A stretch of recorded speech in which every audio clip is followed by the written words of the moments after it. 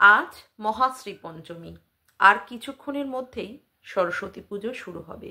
বিভিন্ন বিদ্যা প্রাঙ্গণ থেকে শুরু করে পাড়ায় পাড়ায় বাড়িতে বাড়িতে সমস্ত বিদ্যার্থীরা আজকে মায়ের উদ্দেশ্যে আজকে দেবে হচ্ছে পুষ্পাঞ্জলি, মায়ের পায়ে অর্ঘ্য নিবেদন করা হবে। ভিডিওটা শুরু করার আগে আসুন আজকে আমরাও মায়ের বন্দনা শুরু করি। জয় জয় দেবী চরাচর সারে কুচযুগ শোভিত মুক্তাহারে বীণা রঞ্জিত পুস্তক হস্তে ভগবতী ভারতী দেবী নমস্তুতে। সরস্বতী মহাভাগে বিদ্যে কমললোচনে বিশ্বরূপে বিশালাক্ষী বিদ্যাং দেহি নমস্তুতে। মা আমাদের জ্ঞান দাও, আমাদের বুদ্ধি দাও, আমরা যেন সকল সময় বুদ্ধি দিয়ে সমস্ত কাজ করতে পারি, আর আমাদের সব সময় অন্যায় থেকে আমাদের সকলকেই বিরত রাখো। কেমন? আজকে আমি সরস্বতী বন্দনা দিয়েই শুরু করলাম। তার আগে ইন্ট্রো। হ্যালো বন্ধুরা, কেমন আছো তোমরা সবাই? আশা করি তোমরা সবাই ভালো আছো, আমিও খুব ভালো আছি। মামনের মনের কথাতে তোমাদের সকলকে সুস্বাগতম। আজকে আমি আমার কন্ট্রোভার্সির যে টপিক, সেই টপিকে ঢোকার আগে আমি দু এক কলি কিছু কথা আমি বলবো। কার সম্পর্কে? হ্যাঁ, অবশ্যই ইপসিদির সম্পর্কে বলবো এখনও, কারণ আমি তাকে নিয়ে কন্ট্রোভার্সি করছি মানেই এটা নয় যে আমি তার সম্পর্কে কোনো রকমের নোংরাভাবে নোংরা ইঙ্গিত করে আমি কথা বলবো না, সেটা আমি কখনোই করব না। কারণ কোনো একটা সময় তার সাথেও আমার কথা হয়েছিল এবং কোনো একটা সময় তার সাথেও আমার সেই সম্পর্কটা ছিল। এখন সেই সম্পর্ক নেই, সেটা পরের কথা, কিন্তু তাই বলে আমি তাকে কোনো রকমের বাজে কথা বলে, নোংরা কথা বলে আমি তাকে কটাক্ষ করব না। হ্যাঁ, কিছু ভুল বোঝাবুঝি হচ্ছে, সে ভুল বোঝাবুঝিগুলো ভবিষ্যতে যদি বা ক্ল্যারিফাই হয় ভালো কথা, না হলে থাক, এইরকমভাবেই চলতে থাকুক, কিন্তু তাই বলে আমি তাকে কোনো রকমের বাজেভাবে কটাক্ষ করব না। কালকে রাত্রে, অনেক রাত্রে, যতদূর সম্ভব মনে হয় 1:30-2টার সময় আমি ইপসিদির একটা লাইভ দেখলাম। তো লাইভ দেখতে গিয়ে যেটাকে দেখলাম, একটা ব্যাপার নিয়ে ওই মুখে চুনকালি মেখে আমার ভুল বলার একটা কথা শুনলাম। যাই হোক, আজ পুরোটা শুনিনি, তারপরে আমি বেরিয়ে আসলাম। আবার আজকে সকালবেলায় 7 তাড়াতাড়ি রেকর্ডেড লাইভটা দেখলাম। কেউ হয়তো ওখানটা একটা কমেন্ট করেছে, সেই কমেন্টের ভিত্তিতে ইপসিদি উত্তর দিয়েছে যে হ্যাঁ, কেউ কারোর গালে রং মাখিয়ে দেওয়ার থেকে নিজে মুখে চুনকালি মেখে সেখানে সরি বলাটা হয়তো প্রচণ্ড পরিমাণে লজ্জাজনক। আমি জানি না ইপসিদি কার সম্পর্কে বলল। যদি আমার সম্পর্কে কিছু বলা হয় কথা, তো সেই ক্ষেত্রে আমি তার ক্ল্যারিফিকেশন দেব। আর যদি ইপসিদি আমার সম্পর্কে না বলে থাকে, তাহলে আমি বলবো ইপসিদি তুমি আমার এই কথাগুলো প্লিজ ইগনোর করে যেও। কেমন? দেখো, মুখে চুনকালি মেখে সরি বলা, মুখে কেউ চুনকালি নিজে নিজে মাখে না, যতদূর সম্ভব আমি জানি। হ্যাঁ, এই চুনকালিও মানুষের মুখে মাখিয়ে দেয়। হ্যাঁ, যাই হোক, এখন কথা হচ্ছে, তুমি বললে যে চুনকালি মেখে সরি বলাটার ক্ষেত্রে, এই যে সরি বলা, আমি মনে করি না সরি বলার মধ্যে কোনো রকমের অপমান বা কিছু আছে। ভুল করলেই সেখানে সরি বলে সেই ব্যাপারটার থেকে নিজেকে বের করে নিয়ে আসা উচিত। তুমিও মনে হয় অরেঞ্জ টলির ক্ষেত্রে এইরকম সরি টরি বলেছো, তাই না?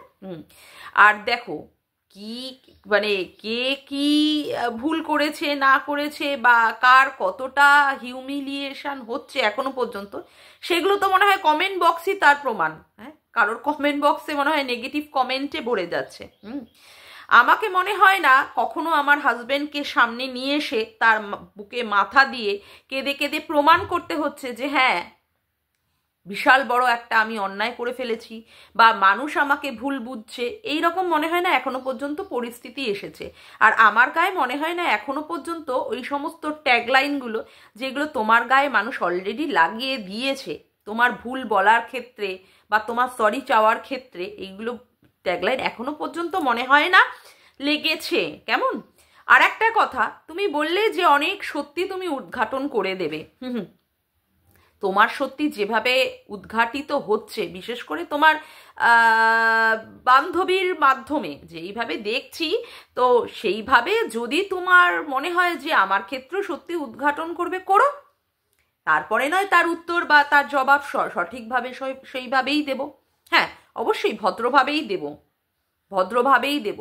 আর ওই যে তুমি বলছিলে না হোয়াটসঅ্যাপের মাধ্যমে শিখিয়ে পড়িয়ে এনে তারপরে ইউটিউবে ছেড়ে দেওয়া হয়, তো আমার কল রেকর্ডিংটা মনে হয় ওই হোয়াটসঅ্যাপের সত্যি একটা ষড়যন্ত্র করেই তারপরেই করা হয়েছে। হ্যাঁ, না হলে এইভাবে কখনোই এই ইউটিউব প্ল্যাটফর্মে এইভাবে কখনোই কারোর কল রেকর্ডিং এইভাবে রিভিল করা যায় না, এটাও একটা ক্রাইমের মধ্যেই পড়ে। যাই হোক, সেই ব্যাপার নিয়ে আমি কোনো রকমের কথা বলবো না, যখন বলেছি আমি সেই ব্যাপার নিয়ে কথা বলতে চাই না। কে দোষ করেছে, কে ভুল করেছে, আমি কতটা দোষ করেছি, আমি কতটা ঠিক করেছি, এখন আমি মনে হয় না এই ধরনের কোনো রকমের ক্ল্যারিফিকেশন দেব। আমার ক্ষেত্রে আমি দেব না বলে দিয়েছি, ব্যাস, এর থেকে আর কিছু বেশি নয়, কথা নয়। আর তোমার যদি মনে হয় এরপরে সত্যি উদ্ঘাটন করবে, তুমি আমার করো, অসুবিধা নেই কিছু। তুমি উদ্ঘাটন করলে আমি তো আর মুখ চুপ করে থাকবো না, কারণ দুজনেই কন্ট্রোভার্সি ক্রিয়েটার। হ্যাঁ, তুমি হতে পারো উঁচু লেভেলের কন্ট্রোভার্সি ক্রিয়েটার, তুমি আমার থেকেও অনেক আগে এসেছো, তোমার বলা বা বাচনভঙ্গি, তোমার দৃষ্টিভঙ্গি, তোমার লজিক অবশ্যই আছে, কিন্তু একেবারে আমাকে ছোট মনে করো না। যাই হোক, আজকে এইটুকুই থাক তোমার সম্পর্কে, কারণ কথাবার্তা যখন হচ্ছে ভুল বা ত্রুটি বা কিছু দেখলে তো অবশ্যই কিছু বলবো, তুমিও বলো। যাকে আজকে আমার বলার বিষয় হচ্ছে একজনকে নিয়ে। এই এক মহিলা এসে আমাদের ইউটিউবটাকে পুরোপুরি নষ্ট করে দিয়েছে। হ্যাঁ, এই মহিলা সম্পর্কে বলতে আমি পরে বলবো কি কি নষ্ট হয়েছে সেই সম্পর্কিত আজকে কিছু কথা বলবো। আমাদের আড়স আমাদের কাছে বিভিন্ন মাধ্যম দিয়ে, এখান থেকে ইন্ডিয়া থেকে খবর যায় বলেই না আড়স আমাদের কাছে তথ্য পরিবেশন করতে পারে, তার সিআইডি বাহিনীর মাধ্যমে আড়স কিন্তু সমস্ত সত্য তুলে ধরে।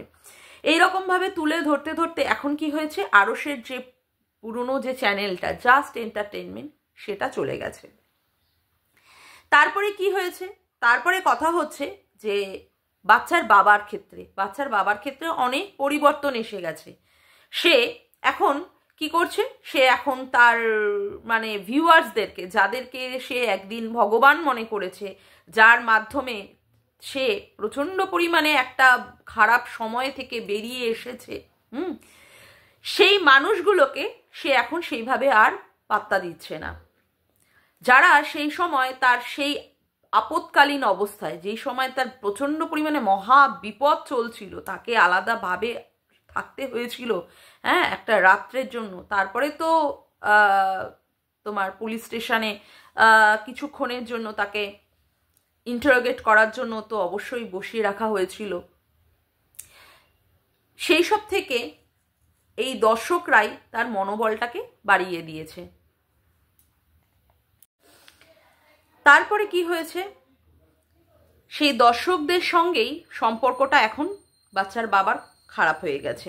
দর্শকদের সে পাত্তাই দিচ্ছে না। তার গাল ভর্তি একটা দাড়ি সে যে পারপাসেই ব্যবহার করুক না কেন, মানুষ এই দাড়িটা তার পছন্দ করছে না, একদমই ভালো লাগছে না।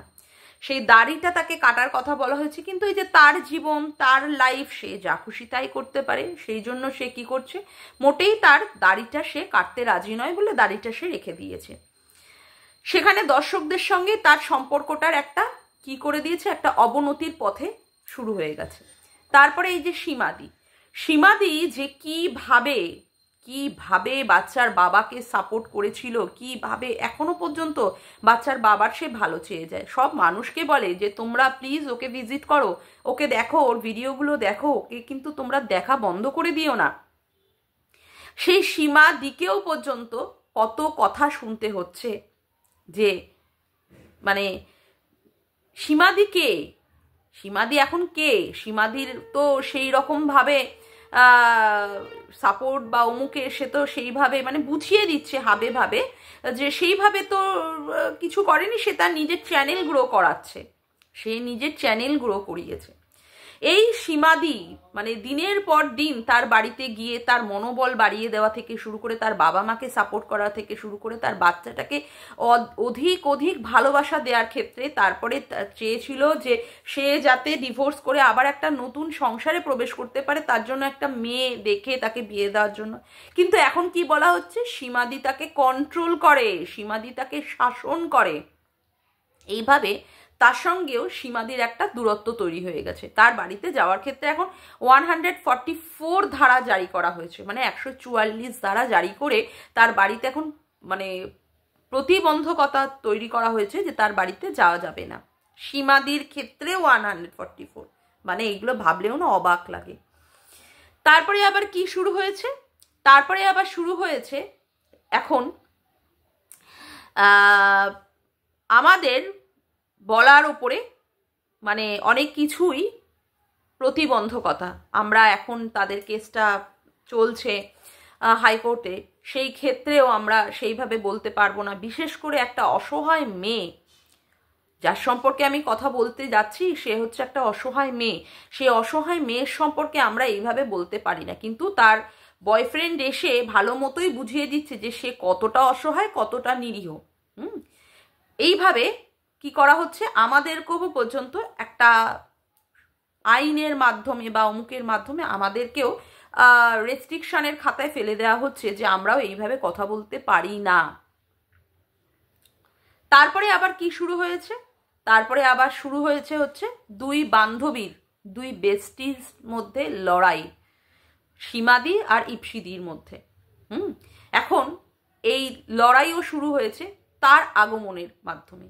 মানে ভাবো সেই মহিলা কত বড় অসভ্য মহিলা, যে ইউটিউবে আসার সাথে সাথেই এই রকমের একটা মানে ভীষণ পরিমাণে একটা জটিল আকার একটা সিচুয়েশন সে তৈরি করে দিয়েছে, যার মাধ্যমে সবার সাথে সবার আজকে সম্পর্কের আজকে অবনতি ঘটে গেছে।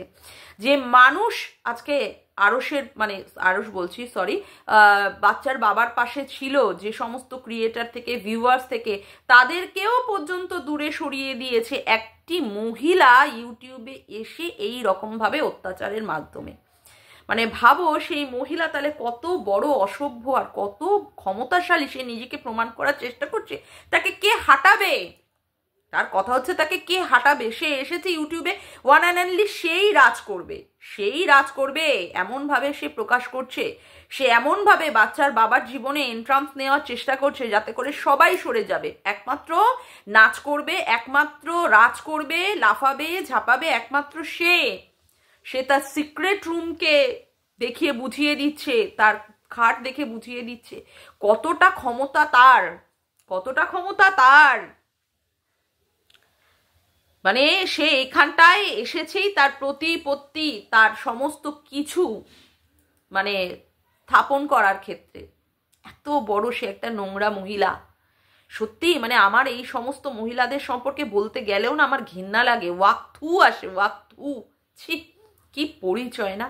আর এই মহিলাকেই সাপোর্ট করে যাচ্ছে কে?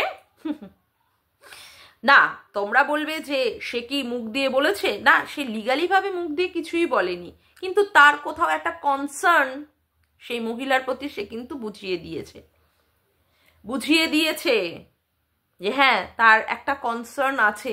এবং ওই মহিলার ঔদ্ধত্যপূর্ণ বাচ্চার বাবার নাম করে, বাচ্চার বাবার টাইটেল ধরে কথাবার্তাতে মানুষ কিন্তু ভালো মতোই বুঝে যাচ্ছে যে এর পিছনে কে আছে, এই বদচরিত্রের চরিত্রহীনা মহিলার পিছনে কে আছে।